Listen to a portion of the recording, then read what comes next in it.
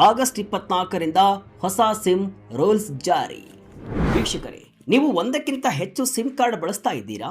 ಅಥವಾ ನಿಮ್ಮ ಹೆಸರಲ್ಲಿ 10 ಸಿಮ್ ಕಾರ್ಡ್ಗಳನ್ನು ಪಡೆದು ಮನೆಯವರಿಗೆ, ಸ್ನೇಹಿತರಿಗೆ ಕೊಟ್ಟಿದ್ದೀರಾ?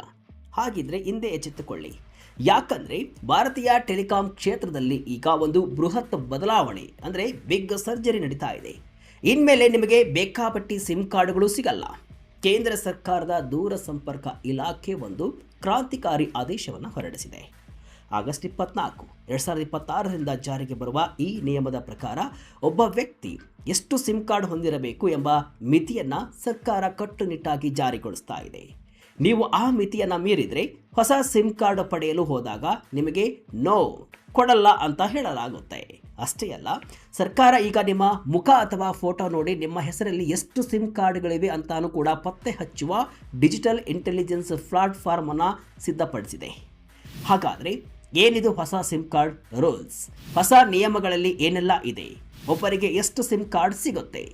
ಸರ್ಕಾರ ಫೋಟೋ ಮೂಲಕ ನಿಮ್ಮನ್ನು ಪತ್ತೆ ಹಚ್ಚುವುದು ಹೇಗೆ? ಈ ಕಂಪ್ಲೀಟ್ ಡೀಟೇಲ್ಸ್ ಈ ವಿಡಿಯೋದಲ್ಲಿ ಇದೆ. ಕೊನೆ ತನಕ ಮಿಸ್ ಮಾಡದೆ ನೋಡಿ. ನಾನು ಶಿವಮೂರ್ತಿ ಸರ್ಪ. ಆಗಸ್ಟ್ 24ರಿಂದ ಅನ್ವಯವಾಗಲಿದೆ ಹೊಸ ಸಿಮ್ ನೀತಿ. ನಿಗದಿಗಿಂತ ಹೆಚ್ಚು ಸಿಮ್ ಕಾರ್ಡ್ ಹೊಂದುವಂತಿಲ್ಲ. ಹೌದು, ಭಾರತೀಯ ಟೆಲಿಕಾಂ ಉದ್ಯಮವು ಈಗ ಹೊಸ ರೂಲ್ಸ್ ರೆಡಿ ಮಾಡಿದೆ. ಆಗಸ್ಟ್ 24, 2026ರಿಂದ ಜಾರಿಗೆ ಬರುವಂತೆ ಕೇಂದ್ರ ಸರ್ಕಾರ ಹೊಸ ಸಿಮ್ ಕಾರ್ಡ್ ನಿಯಮಗಳನ್ನು ಘೋಷಣೆ ಮಾಡಿದೆ. ಈ ಕುರಿತು ದೂರಸಂಪರ್ಕ ಇಲಾಖೆಯು ಎಲ್ಲ ಟೆಲಿಕಾಂ ಕಂಪನಿಗಳಿಗೆ ಅಂದರೆ ಜಿಯೋ, ಏರ್ಟೆಲ್ ಮತ್ತು ವಡಾಫೋನ್ ಐಡಿಯಾ ಸಂಸ್ಥೆಗಳಿಗೆ ಒಂದು ಕಟ್ಟುನಿಟ್ಟಿನ ಸುತ್ತೋಲೆಯನ್ನು ಕಳಿಸಿದೆ. ಈ ಹೊಸ ನಿಯಮದ ಅಸಲಿ ಉದ್ದೇಶ ಏನಪ್ಪಾ ಅಂದರೆ, ಒಬ್ಬ ವ್ಯಕ್ತಿಯು ಸರ್ಕಾರದ ನಿಗದಿಪಡಿಸಿದ ಮಿತಿಗಿಂತ ಹೆಚ್ಚಿನ ಮೊಬೈಲ್ ಸಂಪರ್ಕಗಳನ್ನು ಹೊಂದುವುದನ್ನು ತಡೆಯುವುದು.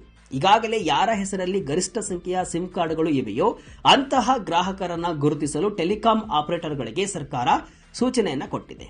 ಇಂತಹ ಗ್ರಾಹಕರು ಹೊಸ ಸಿಮ್ ಕಾರ್ಡ್ಗಾಗಿ ಬಂದಾಗ ಅವರಿಗೆ ಹೊಸ ಸಂಪರ್ಕ ನೀಡಬಾರದು ಮತ್ತು ನೀವು ಈಗಾಗಲೇ ಮಿತಿಯನ್ನ ಮೀರಿದ್ದೀರಿ ಅಂತ ಅವರಿಗೆ ಅಧಿಕೃತವಾಗಿ ಮಾಹಿತಿಯನ್ನು ನೀಡಬೇಕು ಅಂತ ಆದೇಶವನ್ನು ಮಾಡಲಾಗಿದೆ.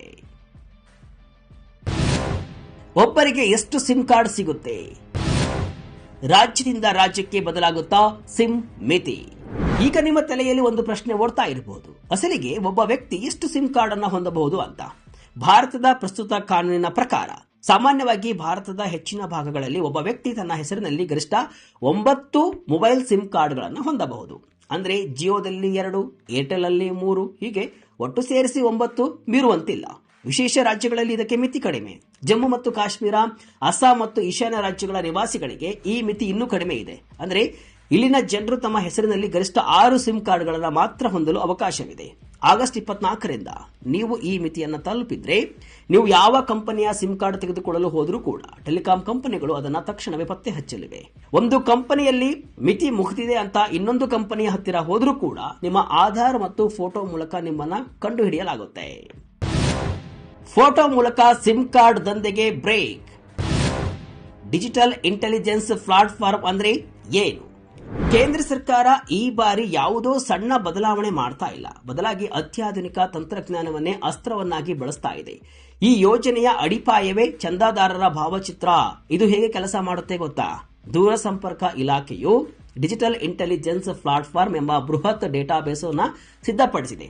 ಆಗಸ್ಟ್ 23, 2026ರಿಂದಲೇ ಈ ಪ್ಲಾಟ್ಫಾರ್ಮ್ನಲ್ಲಿ ಗರಿಷ್ಠ ಮಿತಿಯನ್ನು ತಲುಪಿದ ಗ್ರಾಹಕರ ಪ್ರಾತಿನಿಧಿಕ ಚಿತ್ರಗಳನ್ನು ಕೂಡ ಅಪ್ಲೋಡ್ ಮಾಡಲಾಗಿದೆ.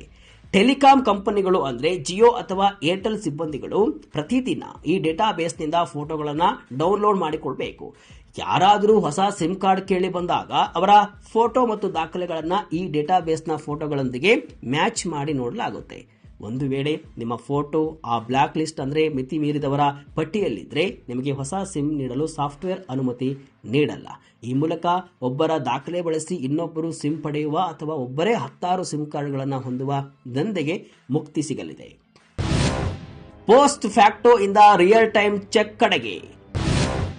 ನವೆಂಬರ್ 30ರ ಡೆಡ್ಲೈನ್ ಯಾಕೆ ಅಷ್ಟು ಮುಖ್ಯ? ಈ ವ್ಯವಸ್ಥೆಯನ್ನ ಸರ್ಕಾರ 2 ಹಂತಗಳಲ್ಲಿ ಜಾರಿಗೆ ತರ್ತಾ ಇದೆ. ಮೊದಲ ಹಂತ ಆಗಸ್ಟ್ 24, 2026ರಿಂದ. ಇದು ಪೋಸ್ಟ್ ಫ್ಯಾಕ್ಟೋ ಆಧಾರದಲ್ಲಿ ಕೆಲಸವನ್ನು ಮಾಡುತ್ತೆ. ಅಂದ್ರೆ ನೀವು ಸಿಮ್ ಕಾರ್ಡ್ ಪಡೆದ ನಂತರ ಅಥವಾ ಅರ್ಜಿಯನ್ನ ಸಬ್ಮಿಟ್ ಮಾಡಿದ ನಂತರ ಚೆಕಿಂಗ್ ನಡೆಯುತ್ತೆ. ಎರಡನೇ ಹಂತ ನವೆಂಬರ್ 30, 2026ರ ಒಳಗೆ. ಅಂದ್ರೆ ಸರ್ಕಾರವು ಎಲ್ಲಾ ಟೆಲಿಕಾಂ ಕಂಪನೀಸ್ ವ್ಯವಸ್ಥೆಗೆ ಬದಲಾಗಲು ಸೂಚಿಸಿದೆ. ಅಂದ್ರೆ ನೀವು ಅಂಗಡಿಯಲ್ಲಿ ನಿಂತು ಸಿಮ್ ಕಾರ್ಡ್ಗಾಗಿ ಫೋಟೋ ಕೊಟ್ಟಾಗ ಅಥವಾ ಹೆಬ್ಬೆಟ್ ಕೊಟ್ಟಾಗ ಅದೇ ಸೆಕೆಂಡ್ನಲ್ಲಿ ಕಂಪನಿಯು ನಿಮ್ಮ ಒಟ್ಟು ಸಿಮ್ ಕಾರ್ಡ್ಗಳ ಎಣಿಕೆ ಮಾಡುತ್ತೆ. ಮಿತಿ ಮೀರಿದ್ದರೆ ಅಲ್ಲಿಯೇ ನಿಮ್ಮ ಅರ್ಜಿ ರಿಜೆಕ್ಟ್ ಆಗುತ್ತೆ.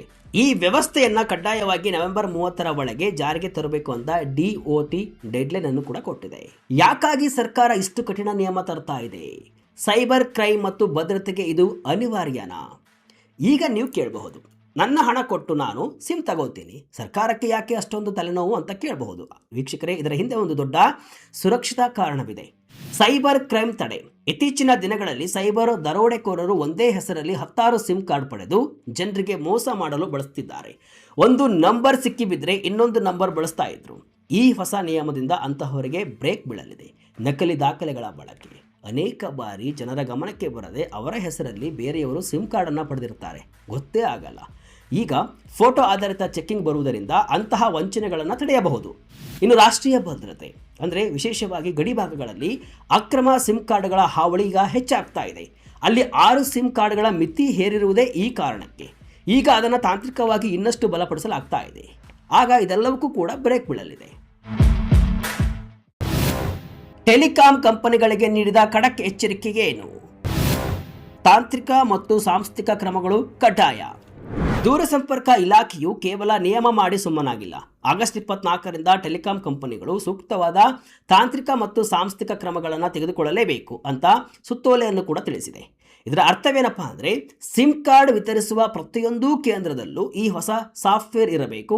ಯಾವುದೇ ಗ್ರಾಹಕನನ್ನು ಪತ್ತೆ ಹಚ್ಚುವಲ್ಲಿ ಕಂಪನಿಗಳು ವಿಫಲವಾದರೆ ಅಥವಾ ಮಿತಿ ಮೀರಿದವರಿಗೆ ಸಿಮ್ ನೀಡಿದರೆ ಅಂತಹ ಟೆಲಿಕಾಂ ಕಂಪನಿಗಳಿಗೆ ಸರ್ಕಾರ ಭಾರಿ ದಂಡವನ್ನು ವಿಧಿಸಲಿದೆ.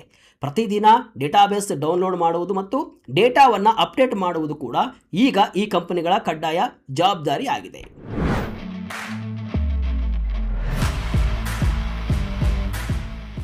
ವೀಕ್ಷಕರೇ, ಭಾರತ ಸರ್ಕಾರದ ಈ ಹೊಸ ಸಿಮ್ ಕಾರ್ಡ್ ನೀತಿಯು ಸೈಬರ್ ಅಪರಾಧಗಳಿಗೆ ಕಡಿವಾಣ ಹಾಕುವ ನಿಟ್ಟಿನಲ್ಲಿ ಒಂದು ಕ್ರಾಂತಿಕಾರಿ ಹೆಜ್ಜೆ ಅಂತಾನೆ ಹೇಳಬಹುದು. ಆಗಸ್ಟ್ 24, 2026ರಿಂದ ಜಾರಿಗೆ ಬರುವ ಈ ನಿಯಮವು ಕೇವಲ ಸಿಮ್ಗಳ ಸಂಖ್ಯೆಯನ್ನು ಸೀಮಿತಗೊಳಿಸುವುದು ಮಾತ್ರವಲ್ಲದೆ ಅತ್ಯಾಧುನಿಕ ಭಾವಚಿತ್ರ ಆಧಾರಿತ ತಂತ್ರಜ್ಞಾನದ ಮೂಲಕ ಪಾರದರ್ಶಕತೆಯನ್ನು ಕೂಡ ತರಲಿದೆ. ಒಬ್ಬ ವ್ಯಕ್ತಿ ನಿಗದಿಗಿಂತ ಹೆಚ್ಚಿನ ಸಿಮ್ಗಳನ್ನು ಪಡೆಯುವುದು ಇನ್ನು ಮುಂದೆ ಸುಲಭವಲ್ಲ. ಇದರಿಂದ ಸಾಮಾನ್ಯ ಜನರ ಹೆಸರಿನಲ್ಲಿ ನಡೆಯುವಂತಹ ಅಕ್ರಮ ವಂಚನೆಗಳಿಗೆ ದೊಡ್ಡ ಮಟ್ಟದ ಬ್ರೇಕ್ ಕೂಡ ಬೀಳುವ ಸಾಧ್ಯತೆ ಇದೆ. ರಾಷ್ಟ್ರೀಯ ಭದ್ರತೆ ಮತ್ತು ಡಿಜಿಟಲ್ ಸುರಕ್ಷತೆಯ ದೃಷ್ಟಿಯಿಂದ ಈ ಬದಲಾವಣೆಯು ಅತ್ಯಂತ ಅನಿವಾರ್ಯವಾಗಿದ್ದು, ಸುರಕ್ಷಿತ ಡಿಜಿಟಲ್ ಇಂಡಿಯಾ ನಿರ್ಮಾಣಕ್ಕೆ ಇದು ಸಹಕಾರಿಯಾಗಲಿದೆ. ಹಾಗಾಗಿ ಮಿತಿ ಮೀರಿದ ಸಿಮ್ ಕಾರ್ಡ್ಗಳನ್ನು ಹೊಂದಿರುವವರು ಈಗಲೇ ಜಾಗೃತರಾಗುವುದು ಒಳಿತು. ವೀಕ್ಷಕರೇ, ಈ ಬಗ್ಗೆ ನಿಮಗೇನು ಅನಿಸುತ್ತೆ? ಕಮೆಂಟ್ ಮೂಲಕ ತಿಳಿಸಿ.